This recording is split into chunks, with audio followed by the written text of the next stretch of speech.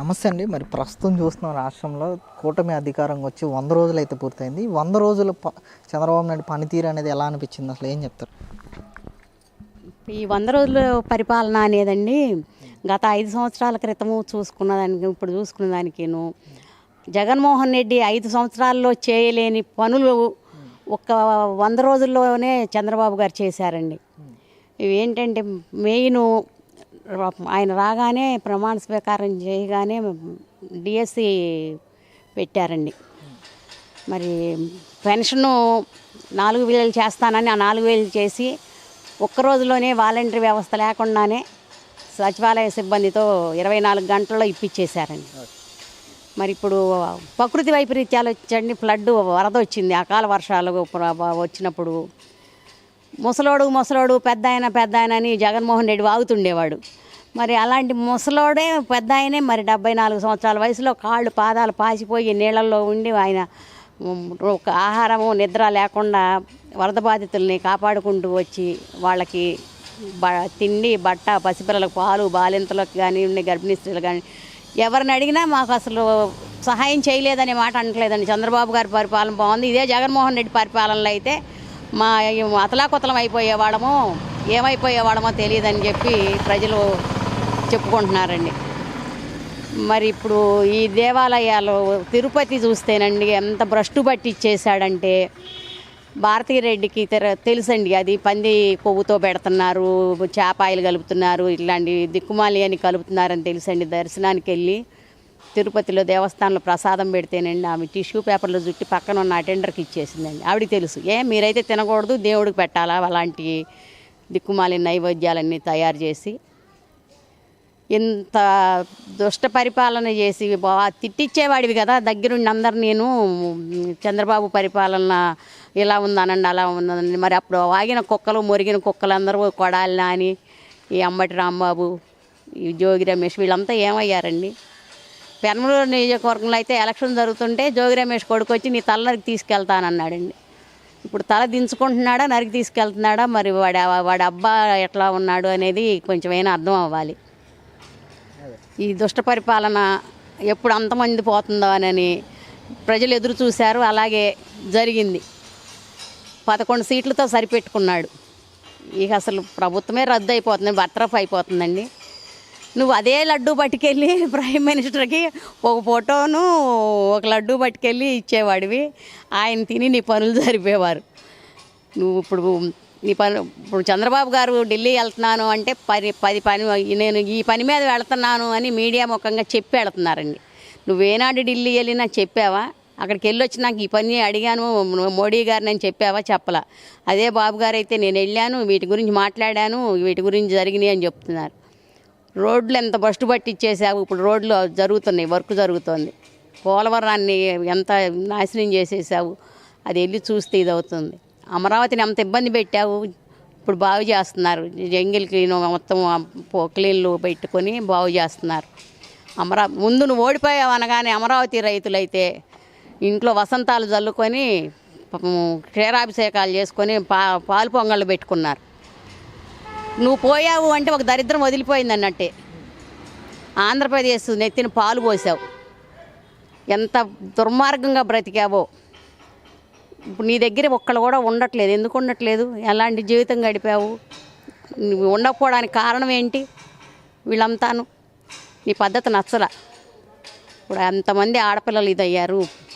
ఆ జత్వాని అనే అమ్మాయిని తీసుకొచ్చి నీ ప్రమేయం లేకుండానే పోలీస్ ఆఫీసర్ని తీసుకెళ్ళావా? నాకంటే ఒకప్పుడు మాకు ఒక బాబు ఒక పాప అండి. మా నాన్నగారు అనేవారు, ముత్యం పగడం లాంటి పిల్లలు పుట్టారమ్మా నీకు, ఒకళ్ళని ఐఏఎస్ ఒకళ్ళని ఐపీఎస్ చేయించుకో అన్నారండి. అలాంటి టైంలో నాకు ఆ వ్యవస్థ మీద ఐపీఎస్లు అనగా ఐఏఎస్లు అనగా చాలా గౌరవం ఉండేది.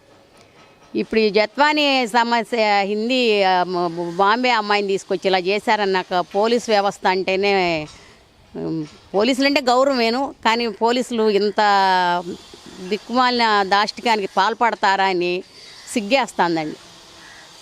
ఐఏఎస్ శ్రీలక్ష్మి అండి మొదటిసారి ఆమె అతి చిన్న వయసులో సీటు కొట్టేసిందండి. వీడి తండ్రి కూడా అలాగే చేశాడండి శ్రీలక్ష్మిని.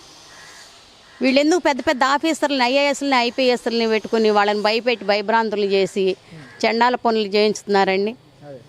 ఇతను వీళ్ళ తండ్రి దగ్గర నుంచి నేర్చుకున్నాడా? అసలు బాగాలేదండి. ఇప్పుడు మాత్రం జగన్మోహన్ రెడ్డి ఇప్పుడు తను ఏంటంటే నేను ఏదో లండన్ వెళ్తాను పిల్ల పుట్టినరోజు అంటున్నాడు. ఎందుకంటే పిల్ల పుట్టినరోజుకి వెళ్ళడానికి పిల్ల ఇక్కడికి వస్తే అందరినీ చూసుకుంటుంది కదా, మేనత్తను చూసుకుంటుంది, నాయనమ్మని చూసుకుంటుంది, తల్లిదండ్రిని చూసుకుంటుంది, బంధువర్గం అంతా ఇక్కడ ఉన్నారు. మీరు ఒక్కళ్ళు వెళ్తే మీ ఒక్క పిల్లని చూసుకుంటారు కదా, ఎందుకెళ్ళి అక్కడ ఏం దాచావని ఏం దాచుకుందామని. సో మరి ఏంటి దీపావళి నుంచి కూడా 3 సిలిండర్లు ఇస్తానని హామీ ఇచ్చారు చంద్రబాబు నాయుడు. తప్పనిసరిగా ఇస్తారండి. ఆయన పెట్టిన సూపర్ 6 పథకాల్లో ఒక్కొక్కటే అమలు చేసుకొస్తున్నారండి. తప్పనిసరిగా చేసుకొస్తారు. 18 సంవత్సరాలకే మహిళలకి 1500 అకౌంట్లోకి వేస్తారండి. ఇదేం వడ్డించిన విస్తరు కాదు, అంతా అప్పులమయం చేసి వెళ్ళాడు. ఫండ్స్ లేవు, నిదానంగా తీసుకొని వస్తారండి. బాబు గారు వెళ్ళారు అంటేనే పెట్టుబడులు తీసుకొస్తున్నారు. ఎన్ని కంపెనీలు తెచ్చారోనండి. మనకు కావాల్సింది ఏంటండి, విద్య, వైద్యం, ఉపాధి, ఈ 3 కావాలి. ఆ 3 తేగల సమర్థుడు సిబిఎన్ సార్.